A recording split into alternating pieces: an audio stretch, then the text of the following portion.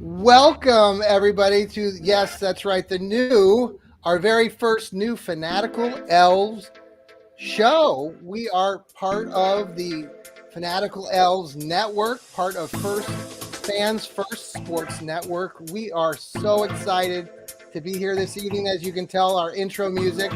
Did you like that, folks?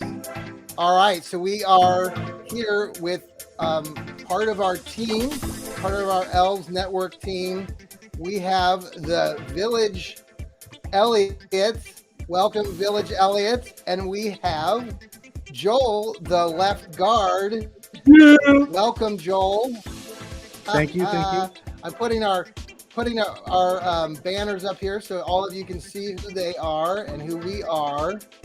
And if you're watching us on YouTube or on Twitter, wherever you're watching us, we are here for your entertainment. We're looking forward to chatting with you over the next 30 to 45 minutes and just talking Browns. We are a bunch of crazy Browns fans. Expect the unexpected. We may run off script, dog pound, but we have a lot of fun, and I'm so excited to be part of this group with these folks. So just introductions again. Village Elliot, we'll start with you. Welcome to our show. Well, thank you very much. Yeah, I think my role is going to be to help interpret numbers, tell you what they mean, and also what they don't mean, because there's a lot of science fiction out there about how numbers can be interpreted and misinterpreted. So that's what I hope to bring to the show. And once in a while, I can offer some advice about football, but I really don't know that much about football. I'm a numbers geek. I was a math teacher at Central State and Sinclair Community College in the Dayton area. And I just love football. I love Browns football especially. Well, I am happy to. You're a wealth of Browns knowledge, and I mean, folks, if you don't know Village Elliot, you don't follow him, please follow him at EB Canal. You are missing out if you do not know this Village Elliot. He's amazing when it comes to the Browns. And then, of course, we have the left guard, Joel, who was on our other shows this week on our network. He's been on the Browns Blitz and on the Johnny Cleveland podcast. Welcome, Joel, back. Hey, thanks for having me back. Since Elliot's doing the whole introduction thing, I've played college football, coached all levels of football, but I want to respond to Elliot here for a second. Elliot, I want you to know you're not the only one to have taught college. I taught philosophy at Wittenberg and UD. So we got the whole Dayton area covered. Really? The two of us. This is amazing. I had no idea. We're talking to college professors. My gosh. Man, Browns fans, we are amongst, we are everywhere, right? When we do everything. We cover the globe. So you guys were both professors. That is so cool. Well, yeah. Of philosophy. Philosophy, yeah. So the philosophy of the Cleveland Browns. How would you sum up the philosophy of the Cleveland Browns? Well, I'll tell you honestly, though, I went into philosophy as an undergraduate major because it reminded me of football. That's why I majored in it. It's like, hey, offensive systems all have a different way of approaching the same problem. And philosophy is a history of the human mind approaching similar questions from very radical different perspectives. And I just found it clicked with my football mentality. Oh, I think that's cool. Yeah. Awesome. Well, hey, we're going to dive into this. There's a lot of stuff we're going to cover, and kind of for those of you who are listening to this show or watching us on YouTube or are going to listen to us, we're going to have a series of segments, and we're going to start off with kind of current affairs. We're going to have some Browns trivia tonight. We've got a cardiac history segment, those cardiac kids, we've got a special segment for our most hated rival in the AFC North coming up. And then we're going to finish with some trivia again to give us some answers. And then we're going to finish with Did You Know segment. At the end of that, too, we're going to announce our winner. Those of you who have been registering and retweeting and following our new Fanatical Elfz network, we are giving away an awesome Brown and the Elf hat. I think, Joel, you're wearing one of the Elf's hats. The one we've got, we're giving away is a white one. It's really awesome. I just got that here from shipped to us over here. So we're going to be giving that away. I've got the winner here. So we'll give a shout out to that person at the end of the show. So thanks for being here. So let's talk Browns news. There's been some things going on. Either one of you want to start? I know, Joel, you said you had some things that you wanted to cover a little bit, and then we'll go from there. I want to defer to Elliot. What's Elliot got today? Oh, I want to hear this. Well, we have some difficult news or unhappy news. If you haven't heard, Michael Woods, the second wide receiver for the Browns, has a season-ending injury. His Achilles tendon was ruptured in practice. I guess he was working out with our quarterback, and in a drill, I guess it was a non-contact injury, he ruptured his Achilles tendon. And he's out for the season, and it's a very unfortunate injury. And the numbers situation was difficult to begin with, and I don't even know if he was going to make the team. But now there's one spot maybe has opened up at wide receiver. I will say this. Anthony Schwartz's chance of making the team just went up. A lot? I don't say a lot, but they went up. I know that's the Brown Blitz. I know that Rob and his brother, they were talking about this very question earlier on their podcast last night about the sixth, that Woods might have been fighting for that sixth spot, but they even talked about how there's probably 5 or 6 other guys on the Browns roster right now fighting for that last spot, because they were talking about the punt returner that got injured last year. Who I can't. Jakeem Grant. Yep, that he's probably take one of those spots because they'll need him in special teams. Didn't he have an Achilles last year? I think that was his injury. An Achilles or an ACL. I forget which it was, but he was also out for the season. I'll say this, based on the performances, the numbers that were put up by the backups at wide receiver, there's not a single guy that really is assured of a spot on the 53-man roster. Yeah. Now, the Browns do not have depth at wide receiver, or I should say did not have depth coming into the offseason. Now, I think that they've signed some receivers that are a little bit more promising, but I don't think that they have strong depth at wide receiver, and even the people that they signed are promising, but they're not really stars. They're not people that would be counted on to be starters in the NFL. I will say this about this whole thing. Give credit to Deshaun Watson for rallying the troops, getting them together, and working out on the offseason. At least we have a quarterback that is serious about becoming an NFL, or like getting back to NFL caliber form and becoming a success in Cleveland. We've seen all kinds of jokers come through in the NFL, or come through the Browns as quarterbacks. It's refreshing to see one actually trying. So kudos. I mean, I wonder, on a side note, nowadays all these NFL teams, they have those guys that, stitch in the microchips into the uniforms. They calculate how much they're running around and what they're doing and when they need days off. I just wonder if sometimes these guys get together, if they have that equipment available to them, or if they're just out running around and, they don't know if like, oh wait, I should stop now because I've overworked myself. And then I don't know. So I don't know. Maybe the NFL should make some kind of provision for that. The two other questions that they were talking earlier on the other podcast, the Browns Blitz with Rod, was the topic of this. Staying with this topic is that DeAndre Hopkins still out there, and then they were also talking about Donovan Peoples-Jones, the fact that he's going into his last year.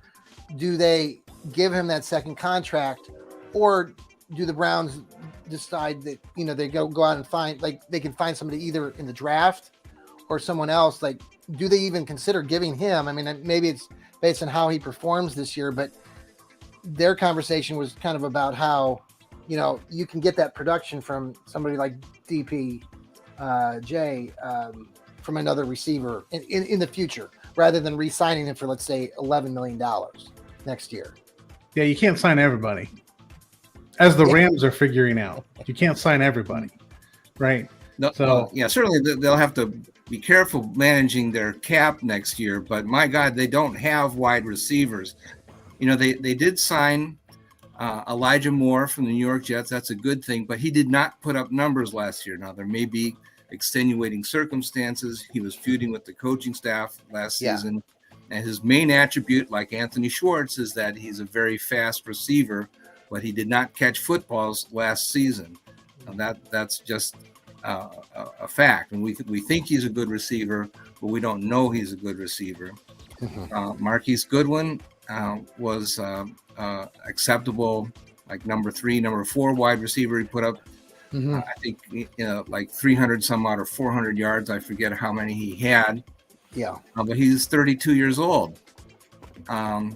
David Bell caught footballs when they were thrown to him, but he didn't put up a lot of yards.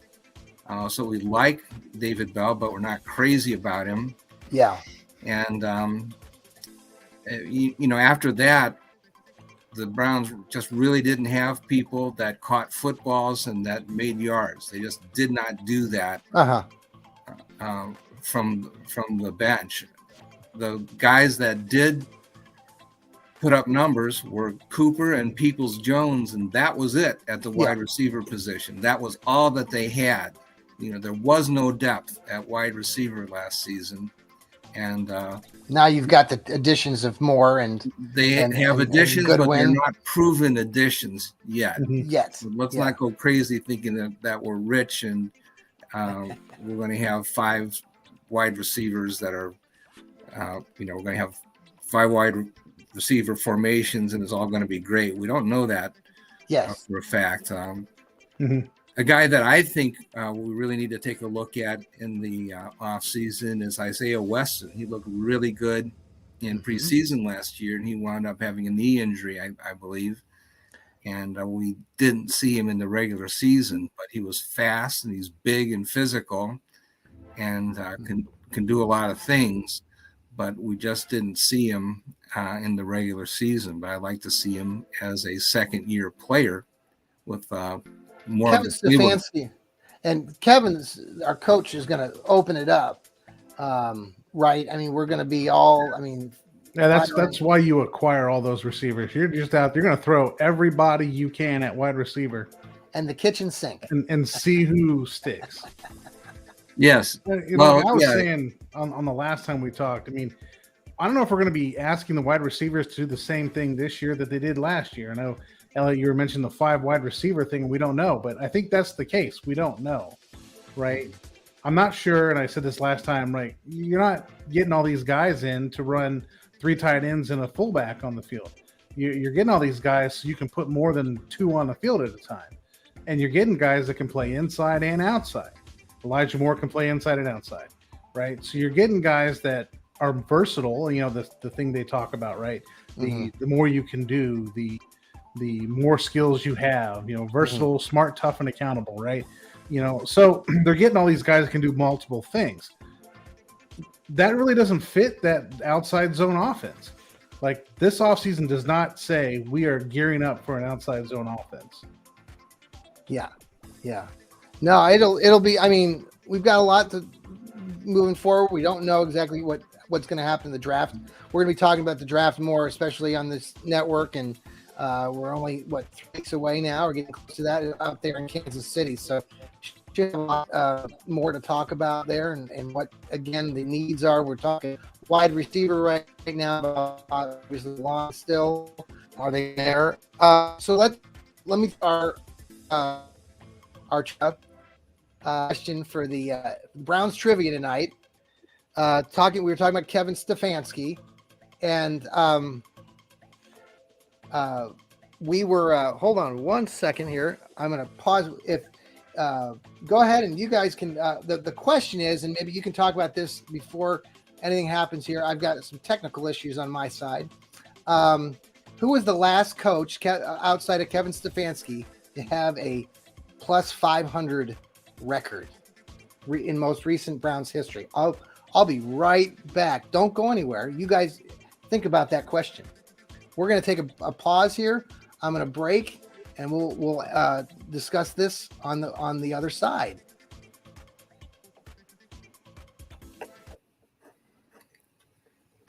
For a full season? Yes, we're back. Okay. Yeah. For a full Hold on season. one well, second. Yeah, for part of a season, it would be Greg Williams. See, Elliot, I looked this up because I knew if you were asking this question, I knew where this was going. Yeah, Your affinity for Greg Williams knows no bounds. that is true. I love Greg Williams. Well, yeah, I do know the answer. Oh yeah.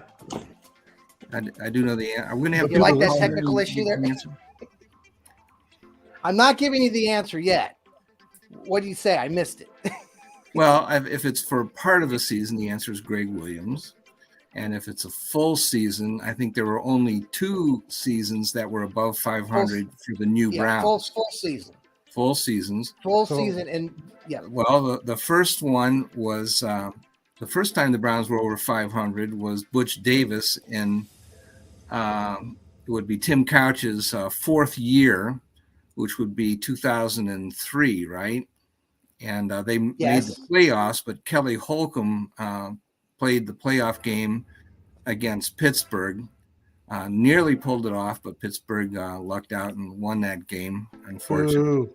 And nobody remembers that Tim Couch led the Browns to the playoffs. And everybody says Tim Couch was a terrible bust. Well, what exactly do you want from a quarterback that had such a terrible team, an expansion team? He got them to the playoffs. He did. In 4 years. You know, his body unfortunately did not hold up. He was not able to continue his career at full They had a- health after that. Elliot, Village Elliot, they had a game when Couch was playing and Butch Davis was the coach out in Kansas City. I think it was late in the season. I was up there. I lived in Kansas out there for years, and so I would go to that Browns game. It was toward the end, and you were talking about. Couch led that season for them to get to the playoffs. Holcomb actually quarterbacked that game against the Chiefs, but Couch was suited, but he didn't play. Mm-hmm. But I do remember that season. So it wasn't Butch Davis. So That was other- the first over 500 season Yes. that the Browns had. And so then who would be the second last? one would be Romeo Crennel, who also pulled off I think it was 10-4. And that would have been, was it 2007? 10 Yep. and 6. Well, 10 and 6. 2006? Yep. It's Okay, the- yeah. And then Derek And it was 6 in Anderson. 2007. Yep. And, of course, they traded away all their first round draft picks in order to celebrate.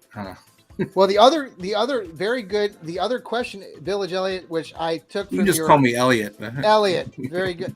Elliot, I took from your Dog Pound Daily article.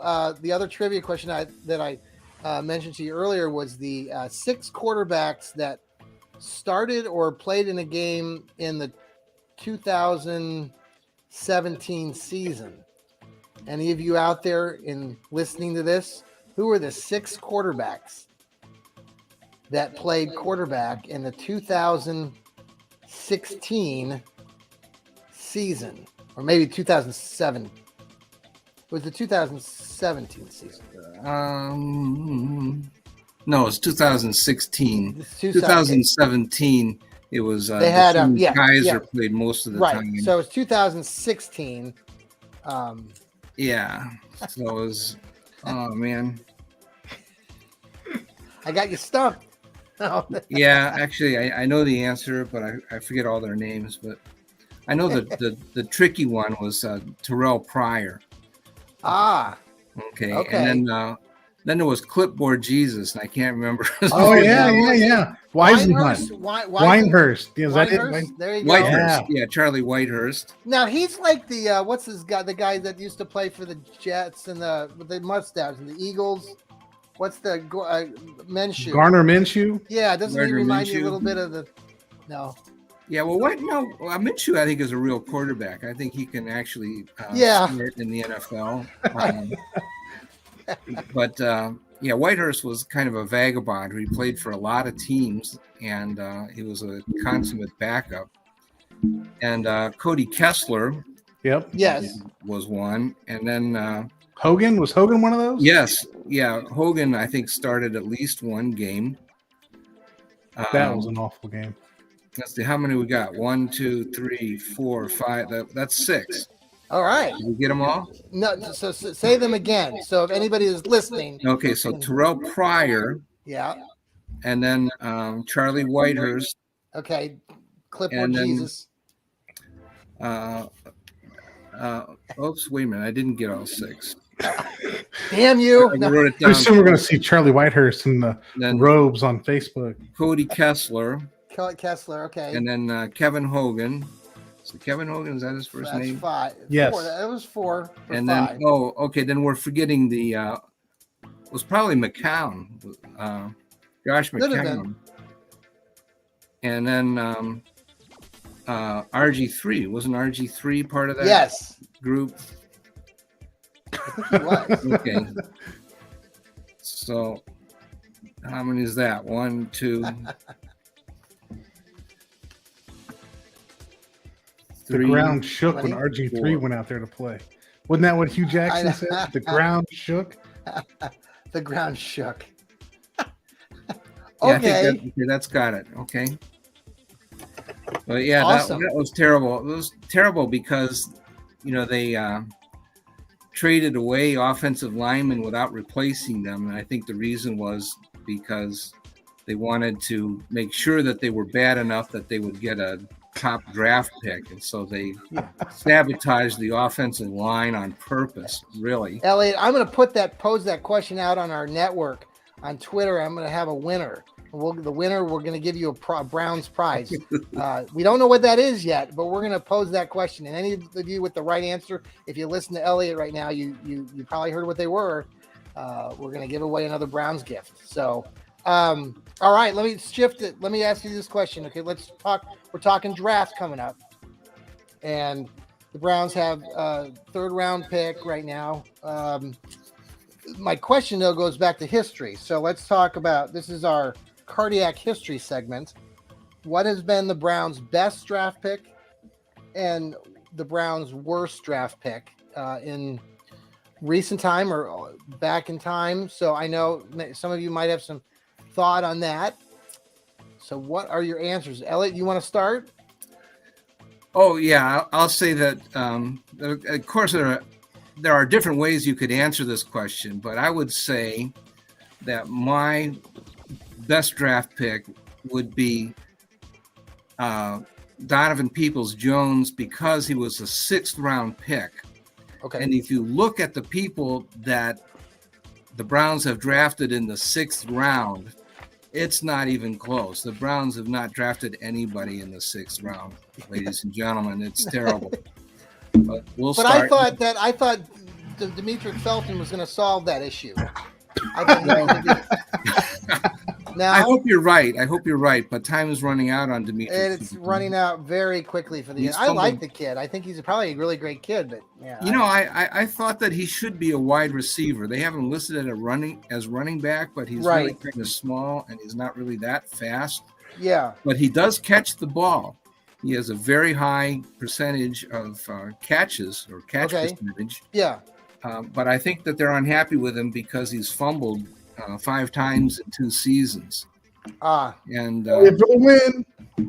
Pardon? Elliot for the win. Got the obscure knowledge for 1,000, Alex. But I don't think that he's really a change of pace running back. But I think that he should get a chance in the slot. And in fact, I've got egg on my face. I predicted that he would be the starting slot receiver for the Browns. That did not happen. But damn you. Yes, okay. He's got to be able to block.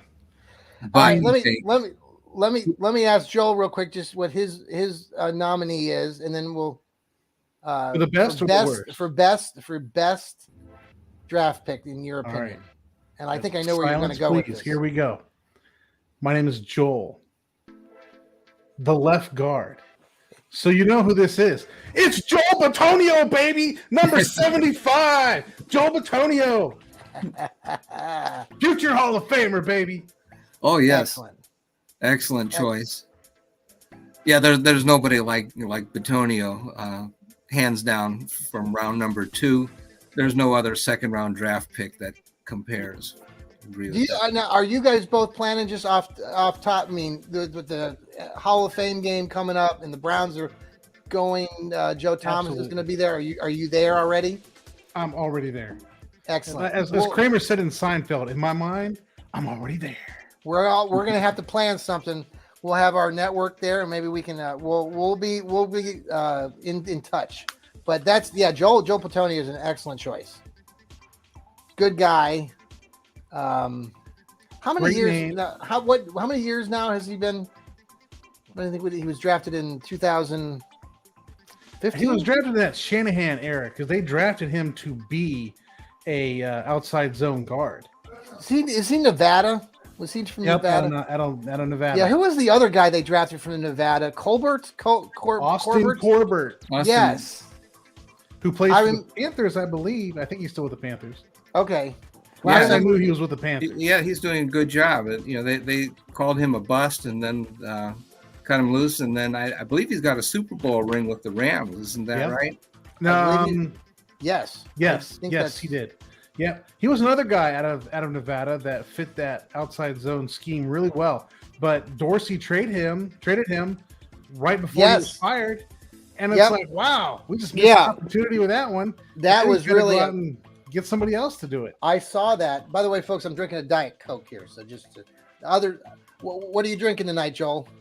Well, I got my tea in my Excellent. Guardians mug. Oh, there you go. I think the tribe. I'm sorry, the Guardians won today, 6-5. Yeah. Yeah, All right. yeah. Elliot, what do you got there? You drinking anything on this? I've got some imitation diet lemonade, and I'm drinking it from my Cleveland Browns mug. Yeah, he Excellent. beats us all, man. By the way, I got to point this out, and some of you can't see this because you're listening to the podcast. But Elliot has, Joel is wearing his Joel Petonio pullover, his football jersey. But Coach Elliot, I'm going to call him Coach.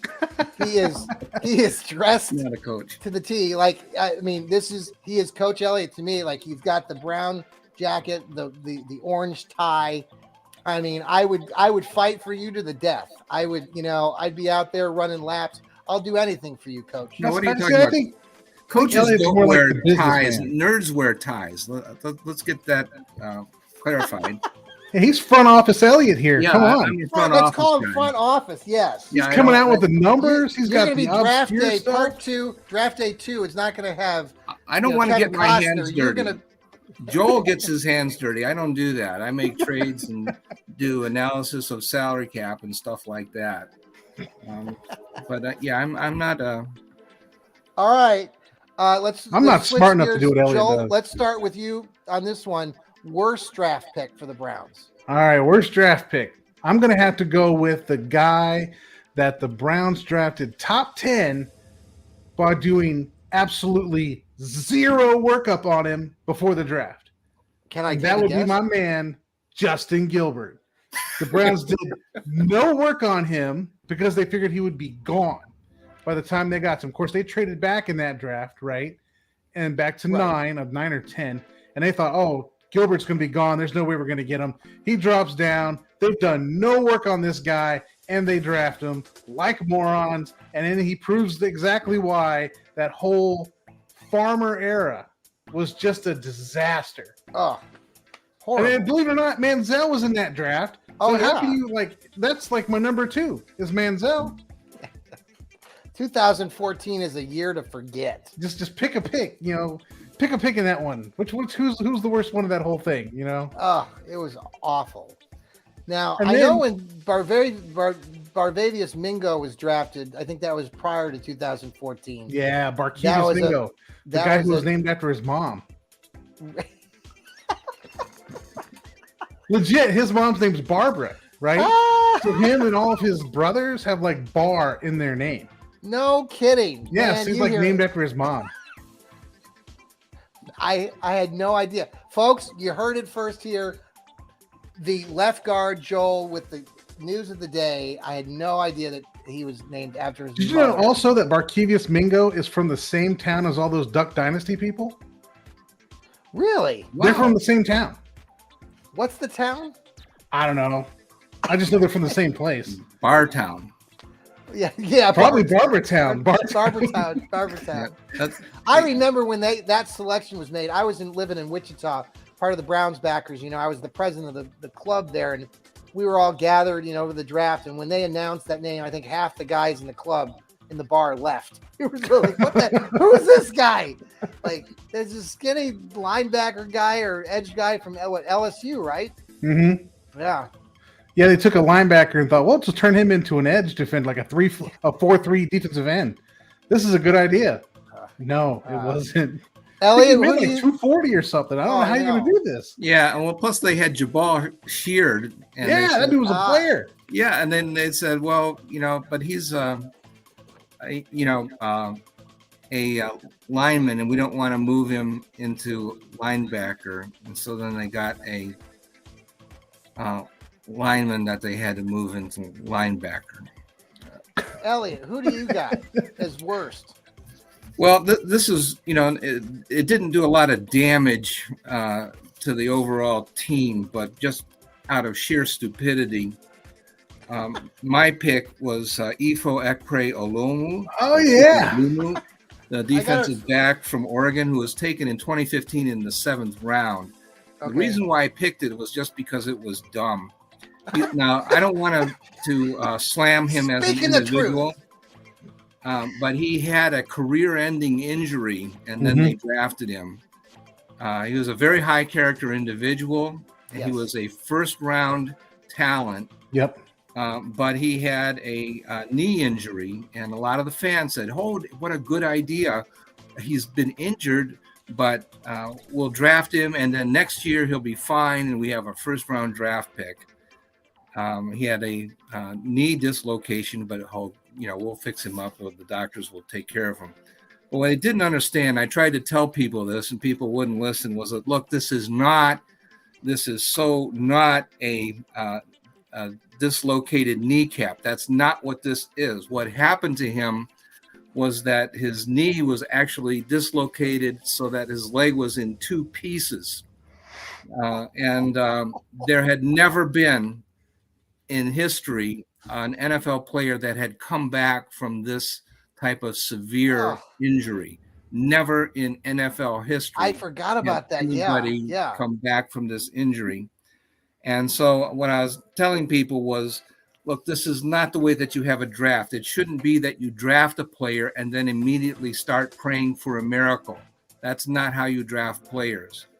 And so, my question is, well, did the Browns understand the severity of the knee injury when they drafted? Did they actually understand that?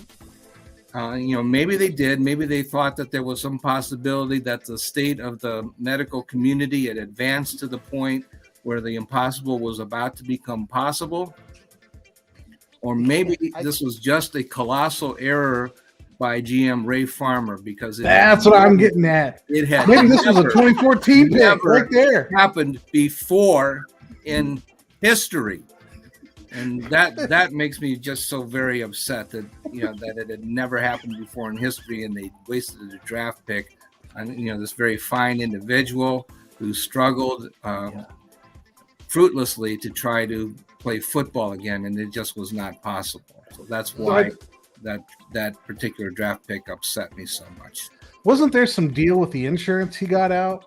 Yes, he did have an insurance policy, and in fact, all NFL players all college football players that are I'm with you on this prospects should take out insurance policies. Thankfully, he did have an insurance policy, and he received, I think, $3 million because he had a career-ending injury, and he also received some money from the Cleveland Browns by virtue of being a draft pick and by being kept on the team roster on the disabled list, or the IR, I should say, for 2 seasons. But the whole affair was really just, it made no sense. I thought he almost lost that money because he was drafted. Like, the insurance company was like, look, you've been drafted. We don't think we need to pay you. They probably put up some sort of argument, but wouldn't that be a total Browns thing, right? We're going to draft this guy who has no business being drafted, and we're going to screw him over in terms of his insurance policy at the same time. Well, yeah, I think there was probably some discussion about that, but the fact of the matter is, it was a career-ending injury. He was not able to come back. He made Right. a good faith attempt to try to come back, and he was not able to. I think that was clear. Yeah. Yeah, I think if you're going to do something like that, just sign him as an unrestricted free agent or undrafted free agent. Why take a pick on him? Yeah. Yeah. Well, I can't top that, man. Those are some good choices or bad choices, let's say. So let's go to our next segment. This is one I've been waiting for all day. Okay, this is it's our Steelers joke segment. We've been contemplating what other names we wanted to call this. I know Elliot and I were talking about this the other day. The discussion of the terrible towel came up. Do you happen to have any props tonight? No, we're going to save that one for a little bit later in the week. Okay. But I do have some. So before you get into that, I just want to share it too. This is our Browns podcast, so we have to make sure that we, make fun of the opponent. So this is our Steeler joke segment. So Ellie you've got, I think, a couple there. Maybe you've got one or two. Well, I don't know if these are jokes or not. These are just factual statements that we're relating about our friends from Pittsburgh. The fact of the matter is that Pittsburgh and Cleveland are both industrial cities. We're really very similar, and that's why we give it to each other, and we can take it too. So I'm sure that our Steelers rivals will give it back. It's all right. We can take it. Anyway, I gotta give them a little credit here. Fans First Sports Network, the guys from Pittsburgh, the Steeler affiliate, they've really been spearheading a lot of our new network, and so a nice shout out to them they're really supporting us too, and have given us some props. So thank you. Now back to trash in Pittsburgh. So back down. Yeah, let's start trashing. Okay, burn them down. Okay, here we go. Let me tell you some facts about Pittsburgh. For years and years, they played on synthetic turf. And then they made what I think is the correct decision. The real football should be played on natural turf. But they didn't have a lot of experience with natural turf. So my question to you is, do you know how they leveled the field at Acrisure Stadium? How do they do it? Joel? Well, the answer is they grabbed a linebacker, and when the drool from the left side of his mouth is equal to the flow from the right side of his mouth while he's standing in the center of the field, then they know that it's level. Okay. Second question is, how do you know, the football fans, by the way, tend to be very musically oriented. We like halftime music and so on. Yeah. Now, how do you know if a football fan has perfect pitch? How do we know? I have no idea. Well, if you can throw a Steelers football helmet into a dumpster on the fly.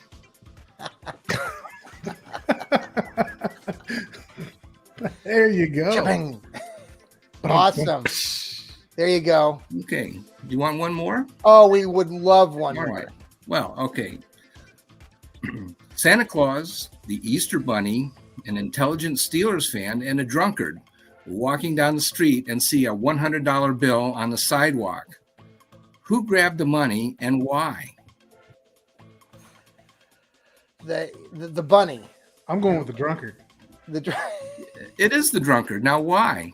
Because he wants more alcohol. I don't know. No, the other three are fictional characters. Intelligent Steelers. Come on. Oh, thank you so much. That is your Steeler joke segment on the Fanatical Elfz show. All right, so I'm gonna. We'll get the Ravens next week. That's right. Yeah, we gotta bring. Here. Yeah. Now, last segment. Did you know? And I know you're both a wealth of Browns knowledge. I'm going to start off first. I'll give you my little did you know, and then I throw it off to you guys, and you can finish off on this. Did you know? And you probably both knew this, but the Browns once made the playoffs by only winning 4 games in the regular season. They actually finished with a sub 500 record. They finished at 4-5, and you're going, well, there's a 16 game season. Well, 1982, they had a strike season. The season started. The players had a strike for the rest of the majority of the season. Came back. Sam Rutigliano was coach. They got to the end of the season. They beat the Oilers, Houston Oilers, lost to the Steelers the last week when they came back, finished with a 4-5 record, went to the playoffs, lost to the Oakland Raiders. I think that game was out in California, 27-10. Can you tell me who the quarterback was for the Browns that game? 1982. Sam Rutigliano was coach. I'm trying to. Is it Brian Sipe? You're going to tell me it's not Brian Sipe? It's not. No. Um, It's somebody else you'd probably recognize. it's Isn't that same? It was right after the Sipe.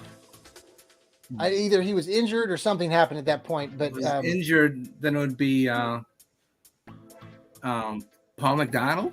Yep, Paul McDonald. Wow. There you go. Yep. Elliot, your encyclopedia, man. Come on. All right, Is he human? What's going on here? I didn't remember that. That was my era, but I'd forgotten that. So did you know who wants to go next? I'll go next. Okay.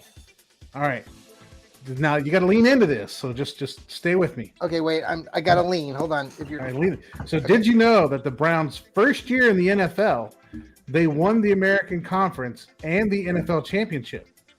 Now, in contrast, it took the Steelers organization 39 years from 1933 to 1972 since their inception to win their first divisional title. Shouldn't that have been in the Steelers joke segment? No, well, I mean, it is a joke, but this is a did you know? True.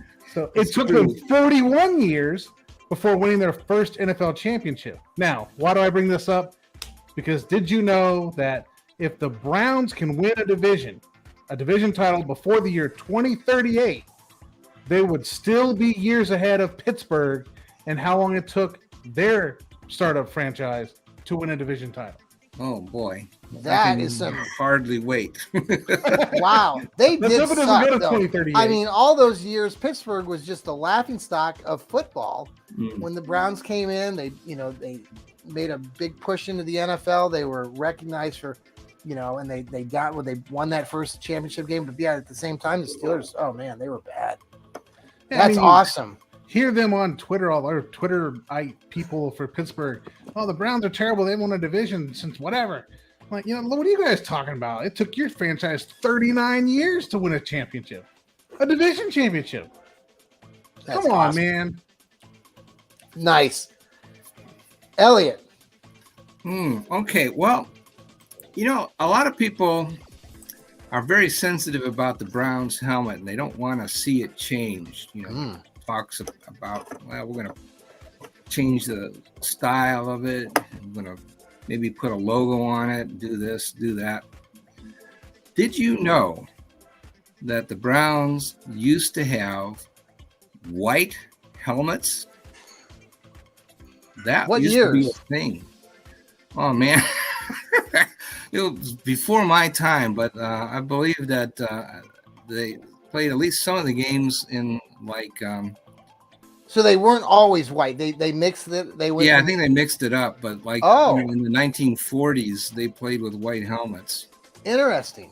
Yeah, I don't know exactly how many games they played or how often or when it was phased out. I don't know if they played in the NFL with white helmets, but definitely in the 1940s, I believe they played with white helmets some of the time. Maybe it was on the road or whatever. Yeah. But they had white helmets.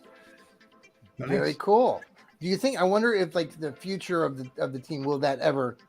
That's always a topic of discussion. Will they stick with what they're doing, which is if they have the throwback uniform games. If the Steelers have those jailbreak uniforms, I don't see why the Browns shouldn't have the white helmet uniform. I think it would be totally appropriate. That's when they look like the Hamburglar from McDonald's, right? Yeah, the Frankfurt Yellow Jackets. I think if the Steelers play with the Frankfurt Yellow Jackets type uniform, why not have the Browns with white helmets? I think it would be very appropriate. All right. So last discussion here before I let you finish with any final thoughts tonight. We want to recognize our winner. We have a winner. I know we all week people have been retweeting and following our network. We really appreciate it. We actually have 2 Twitter pages now. We're at the Elves Network, FZ Network, and we also have a second Twitter page, Elves Network 2. You get 2 for the price of 1. So you can sign up for both and follow us, retweet us, listen to our shows on our network. This is the Fanatical Elfz show, our first episode. I know I was listening to you, Joel, the other night. You were talking about with Rod. You know, he keeps track of the Browns Blitz, and I think you were on show 191 or 192. So I love that. So this is episode 1 of our show, and we are really excited that we have you guys here, and the left guard Joel and the village Elliot. Thank you. You know, you guys are amazing. So we're going to announce our winner here. Our winner is, his name is Joe Shemansky, or Szymanski. Hope I'm saying that right. If I'm not, you know, they butchered my last name, Suchan, for years. So congratulations to Joe, who is a diehard Browns fan. And he has retweeted us, and he's following the network. So we appreciate you. Spread the word, Joe, to all of your friends. Tell them to follow us. We have a lot of fun people here, and we like to talk Browns. So again, congrats, Joe. Final thoughts from the 2 of you before we exit right. All you, Elliot. No, this is a lot of fun. Let's do it again. Yes. Hey, and Joel, I was talking to Elliot. You know, you guys know where you guys live. We got to connect and have, you know, do some breakfast or lunch or something. We that would be great. We can plan our next shows. Yeah. Elliot and I one time met for briefly for breakfast. He did mention that. Yes. Yeah. Very Chatted cool. Any final thoughts from either one of you there? Other Joe or Joel, anything else you'd like to say before we? No, I think I've spread the hate. I mean, I'm excited. I'm excited, genuinely excited about trashing the Ravens. I mean, I have a burner account that I do nothing but trash the Ravens with. So I'm all for trashing the Ravens. By the way, these 2 guys, they do some amazing writing too. They blog and they write for Dog Pound Daily. We're also get some support here from the Cleveland Sports Talk group. So we just Steve, who's one of our other contributors here at the network, he also helps write for them. So just a wealth of knowledge here. We appreciate you guys. Thank you for being part of episode 1. And folks, thank you again for following our first show here and following our network. We appreciate you. And with that, we will say goodbye and go Browns. Woof, woof. Go Browns. And, take care, everybody. This is the Johnny Cleveland podcast. Oh, wrong one. Hold on.